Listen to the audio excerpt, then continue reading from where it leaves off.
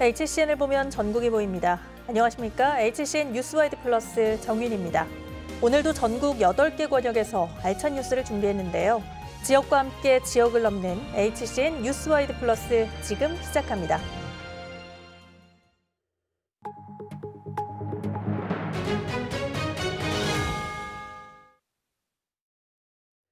달구벌 대구와 빛고을 광주를 잇는 철도 사업, 이른바 달빛 철도와 관련한 특별법이 계류하고 있습니다.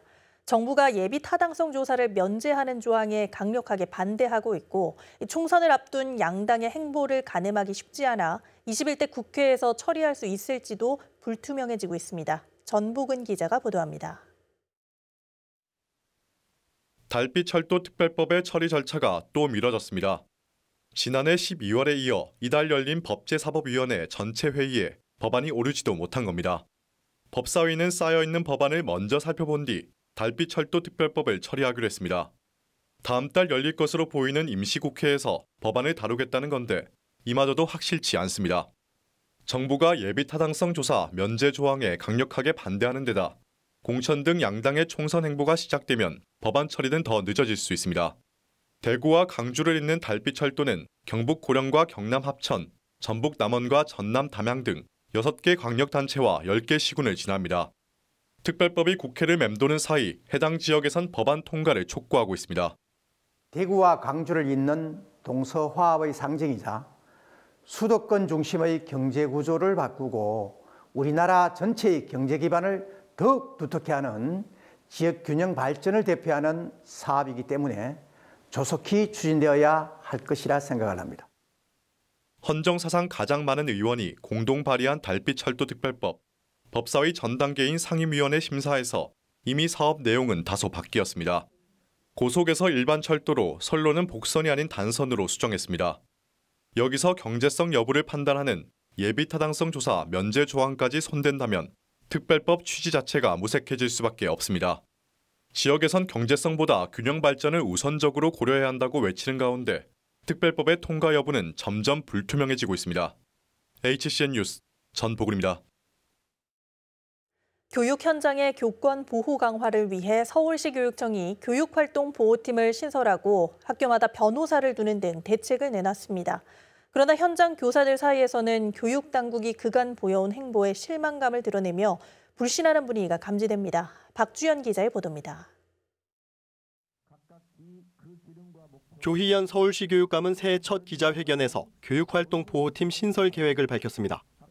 다양한 교육활동 보호 정책과 교권 침해 대응을 총괄하는 부서를 두는 것, 또 교사가 아동 학대로 신고됐을 때 법률 상담을 받을 수 있는 1학교 1변호사제를 도입하고 전문가 상담과 소송비 등을 지원해주는 교원 안심공제 서비스 예산도 10억 원으로 대폭 증액하기로 했습니다.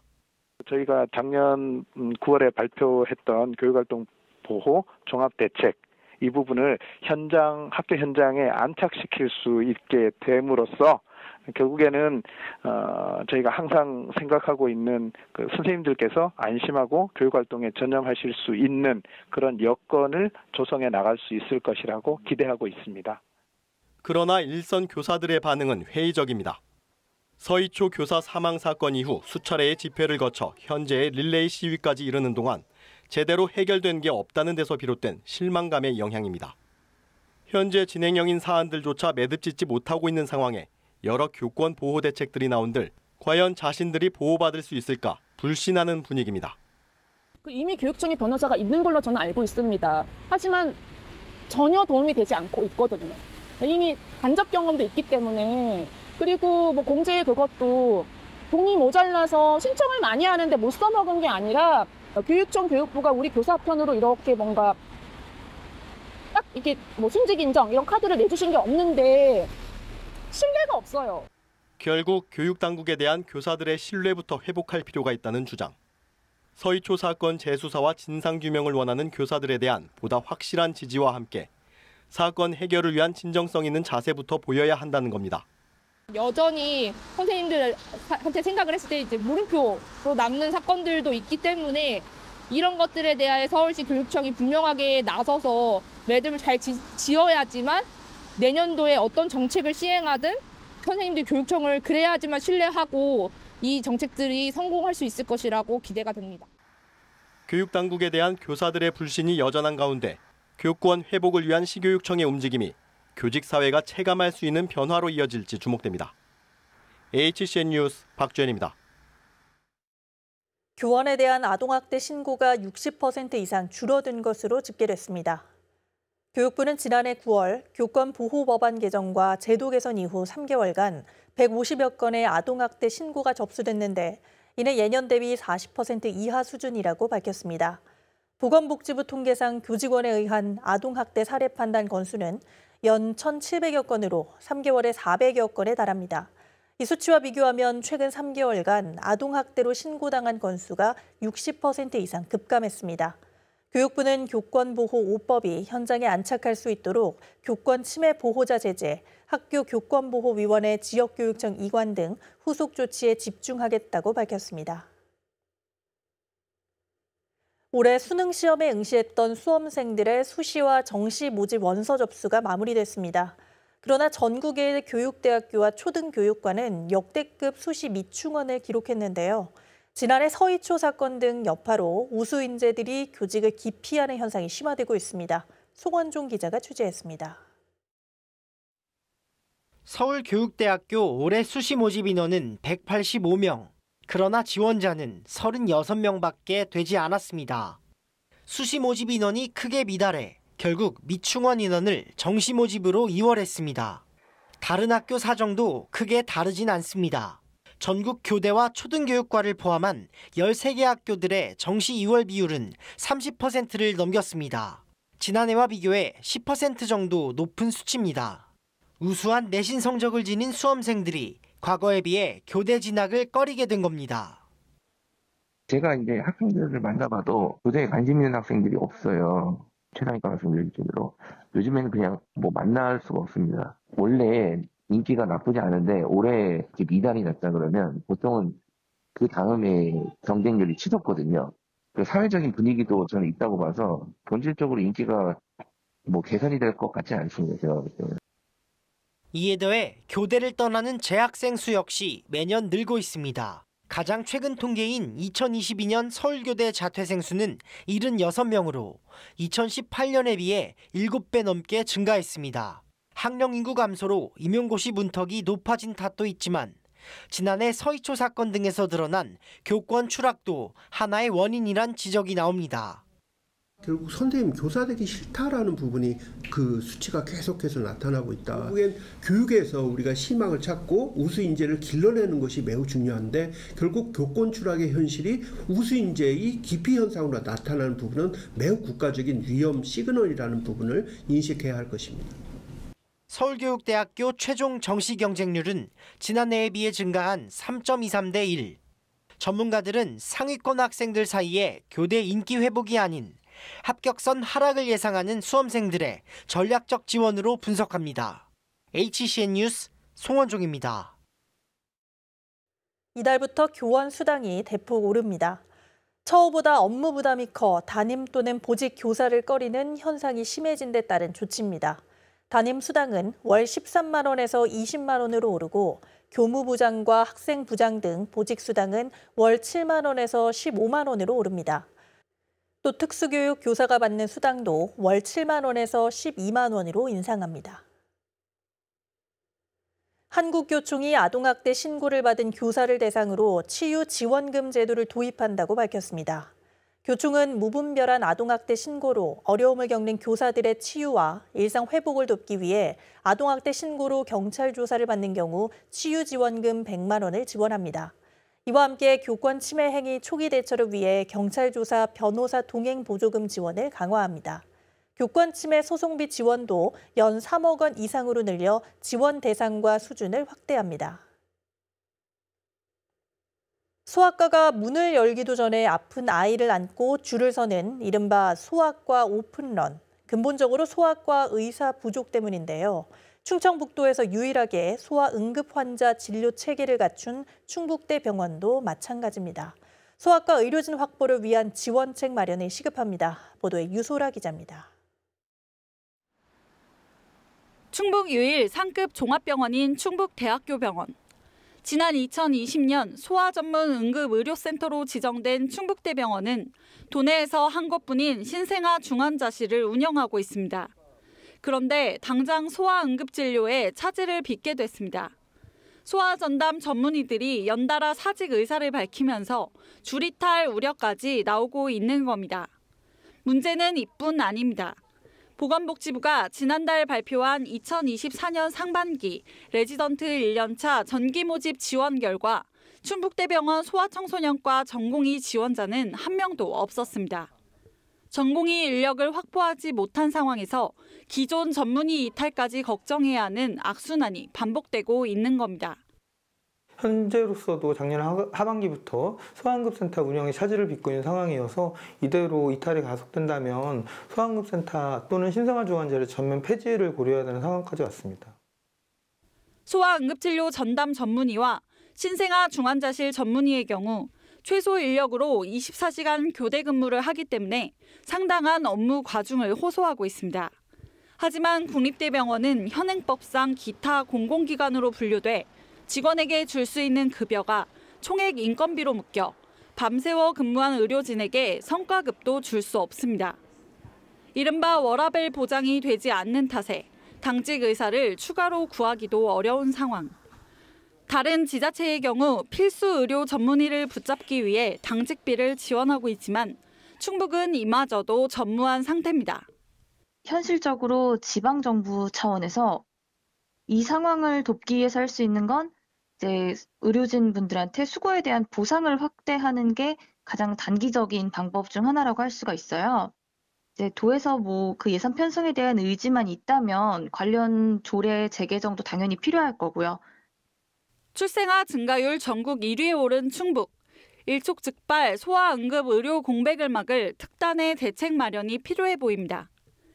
HCN 뉴스 유소라입니다.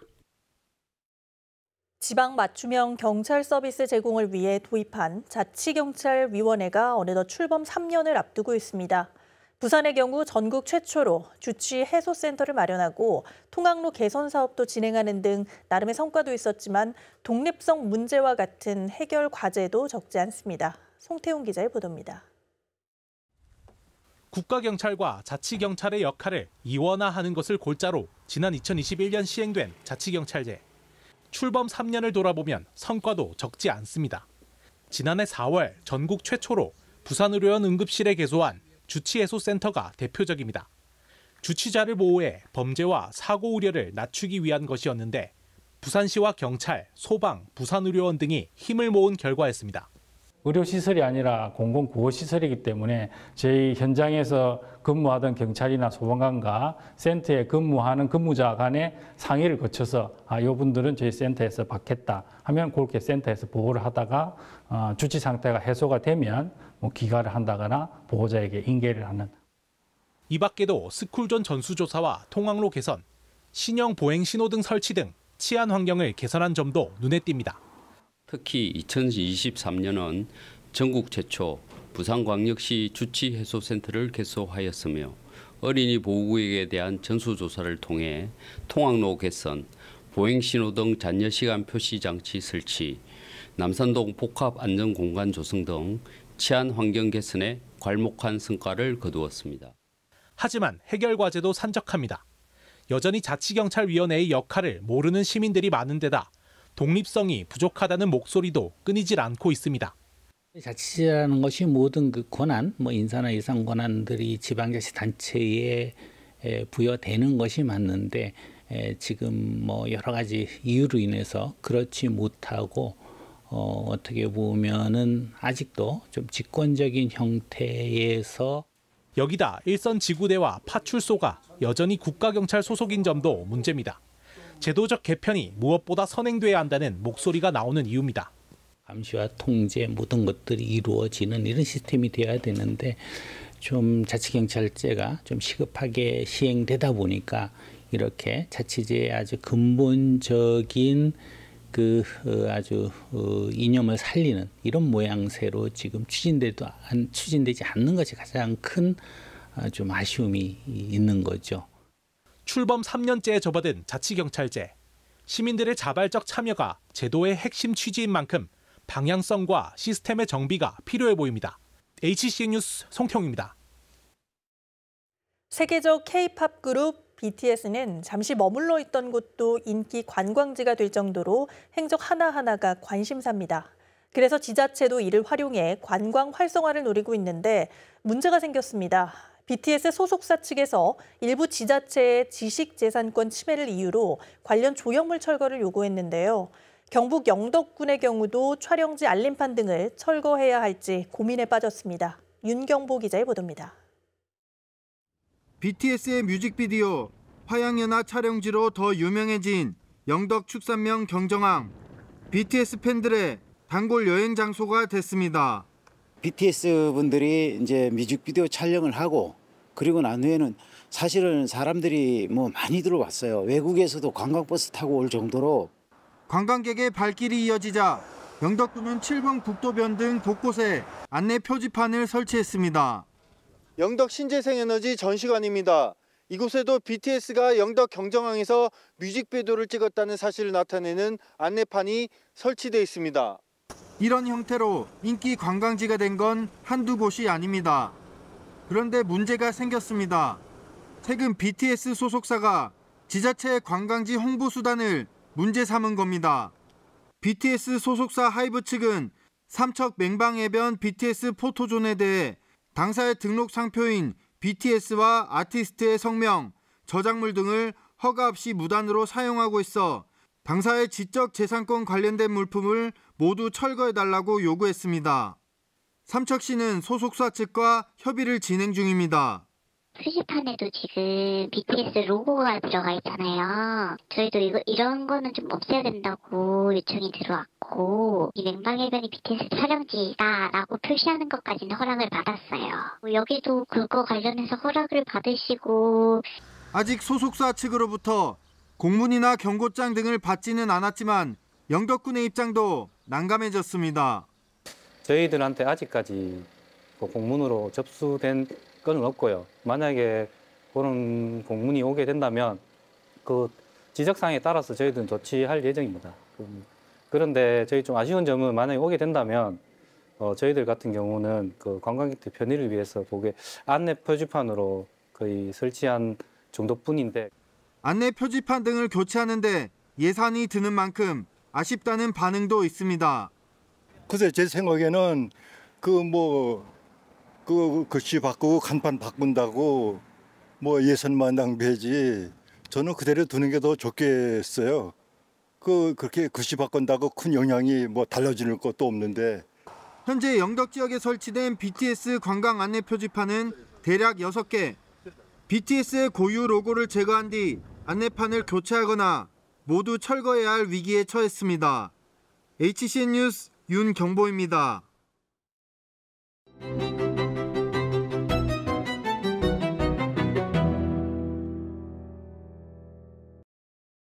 이슈가 된 사건과 법원의 판단을 분석해보는 시간입니다. 오늘도 이준희 변호사님과 함께합니다. 어서 오십시오. 네, 안녕하세요. 네, 자, 오늘은 바로 영상부터 보면서 이야기를 좀 나눠보도록 하겠습니다. 온라인에서 충격과 분노를 불러일으켰던 영상인데요. 지난 2023년 9월 27일에 벌어진 상황입니다. 영상을 자세히 보시면 한 남학생이 여학생 머리채를 잡고 끌고 다니고 있고요. 다른 남학생은 발길질을 하고 있습니다. 이 영상만 봐도 충격적인데 더 어이없는 건 가해자와 피해자 모두 초등학생이라고 합니다. 폭행 과정에서 피해 학생들이 서로를 향해 이유 없이 싸우게 하는 등 가혹행위도 있었다고 하는데요. 이걸 초등학생이 했다니 참 난감합니다. 그리고 황당합니다. 오늘의 사건 바로 이렇게 말씀을 좀 드릴 수 있는 천안초등학교 집단 폭행 사건입니다. 자, 여기에 더불어 더 어이가 없는 건요. 폭행의 이유인데요. 가해 남학생이 피해 학생에게 젤리를 집어달라고 했고 그래서 줬을 뿐인데 그게 남학생의 여자친구의 기분을 상하게 했답니다. 그래서 여자친구를 달래주기 위해 폭행을 했다고 하는데요. 자, 이 사건 변호사님 어떻게 보셨나요? 예, 가해 학생들의 경우에 아직 초등학교 6학년입니다. 아직 어린데 이런 행동을 했다는 것 자체가 안타까움이 우선 들고요. 네. 또 본인들 비단 피해 학생뿐만 아니라 가해 학생들한테도 인생에 큰 오점을 남기는 일인데 참 그런 점을 모르고서 이런 일을 했다는 게 좀 안타까울 뿐입니다. 예, 가볍게 생각을 한다면 아이들이 서로의 그 마음을 확인하는 과정에서 내가 더 좋으니까 이 아이의 마음을 좀 들어줘야겠다라는 가벼운 마음으로는 감정 싸움인데 결국 가해 학생들 처벌을 받았습니다. 가해자 중 남학생 3명이 강제 전학을 가게 됐고요. 여학생 2명도 사회봉사 10시간 및 보호자 동반 교육을 처분받았는데요.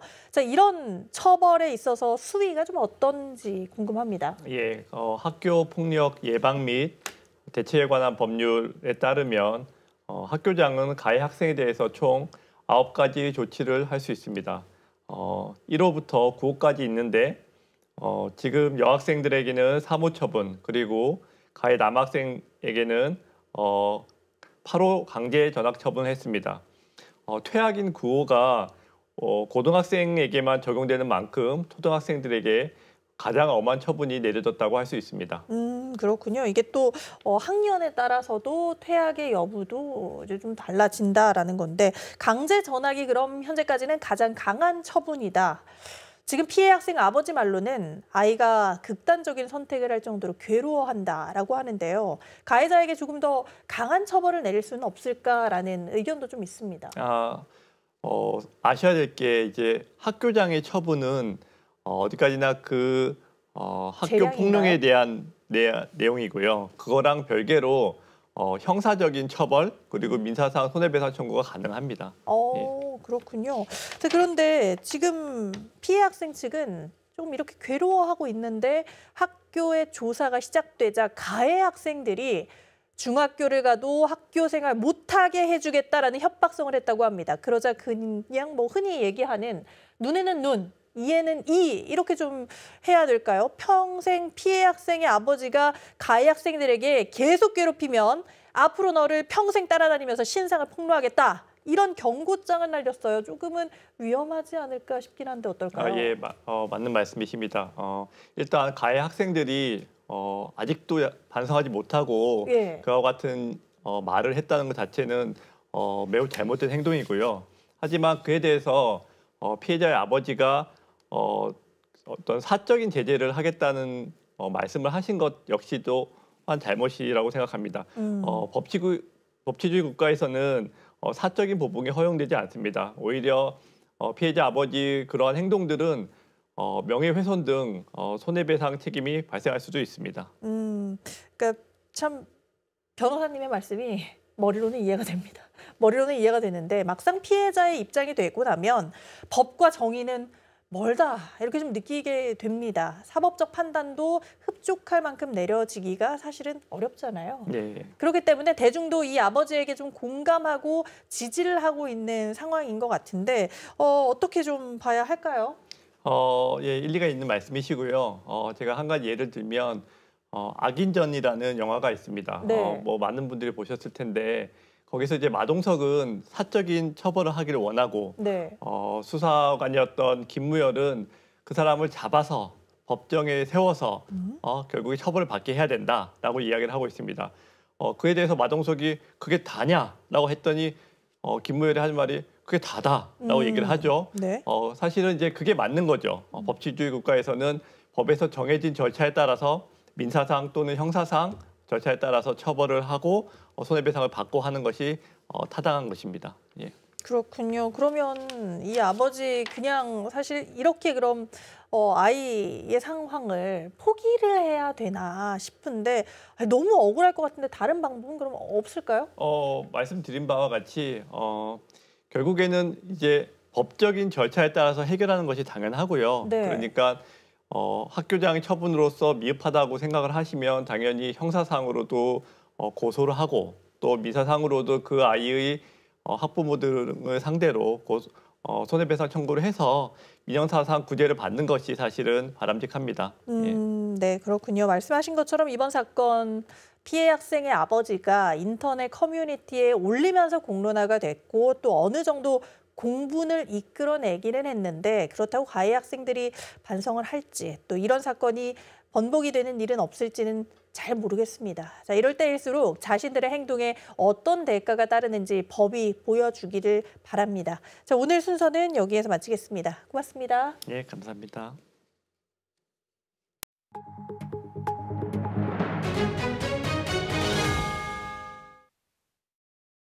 경북 울진의 대표 특산물인 대게가 제철을 맞았습니다. 특히 올해는 지난해보다 수확량이 늘면서 죽변항에도 활기가 넘친다고 합니다. 공희철 기자가 현장을 다녀왔습니다.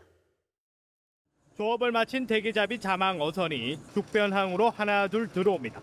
오전 8시 30분, 어선에서 잡아올린 붉은 빛깔의 울진 대게가 자태를 드러냅니다. 눈 깜짝할 사이 밑판장에는 살이 차오른 대게로 가득 찹니다. 이렇게 크기별로 선별된 울진 대게는 곧이어 경매를 통해 오늘의 시세가 결정됩니다. 경매가 시작되자마자 중매인들의 눈치 싸움도 빨라집니다. 지난달부터 위판이 이루어진 죽변항에서는 하루 평균 60여 척이 조업에 나서고 있는데 올해는 대게 풍년이라는 말이 나올 정도로 어획량이 크게 늘었습니다. 물량이 작년에 비해서 한 1톤에서 2톤 정도가 많습니다. 지금까지 현재까지 많고 금액대는 작년에 비해서 한 3,000원에서 4,000원 정도가 좀 하락이 돼 있고요. 지금 그런 상황으로 지금 가고 있습니다. 울진 대게는 크기가 큰데다 맛이 달아 찾는 사람들도 많습니다. 또 끝내주죠, 울진 대게. 울진 대게는 명품이에요. 예전에 임금님 진상품에 올렸던 명품이기 때문에 울진 대게는 알아줘요. 여기 차들도 많이 오잖아요. 강구 영덕에서 다 울진 대게 사가요. 대게잡이 어민들은 늘어난 수확량만큼 대게 소비가 더 늘었으면 하는 바람입니다. 올해 작년보다 대게 물량이 좀 많아요. 그래서 뭐 살도 괜찮고 수율도 굉장히 좋아요. 그래서 물량이 많아서 대게가 많이 억가도 좋고 많이 판매가 됐으면 좋겠습니다. 한편 겨울철에 시작되는 대게 조업은 평균 5월까지 이어지지만 대체로 3월 중순까지가 수율이 가장 좋습니다. HCN 뉴스 공희철입니다. 지난해 경북 농식품 수출액이 9억 3,314만 달러를 기록해 사상 처음 9억 달러를 돌파했습니다. 주요 품목별로는 포도가 3,535만 달러로 32.4% 늘었고 쌀은 68.7% 증가한 370만 달러, 참외는 122.6% 늘어난 138만 달러의 수출 실적을 냈습니다. 가공식품은 9,474만 달러를 기록한 음료류와 2,735만 달러를 달성한 붉은 대게살이 두드러졌습니다. 경북 농식품 수출액은 2013년 2억 7천만 달러 규모에서 11년간 3.4배 늘었고 이 기간 수출 국가와 품목은 63개국 203개 품목에서 146개국 797개 품목으로 확대돼 양적 성장과 품목 다변화라는 성적표를 받았습니다. 지난해 경북 울진 국립해양과학관을 찾은 관람객이 30만 명을 돌파했습니다. 국립해양과학관에 따르면 지난해 12월 기준으로 30만 1,590여 명이 방문해 2022년과 비교해 80%나 증가했습니다. 이는 국립해양과학관의 랜드마크인 바닷속 전망대를 비롯해 다양한 이벤트 행사와 기획 특별전 전시 등이 관람객 증가에 영향을 준 것으로 풀이됩니다.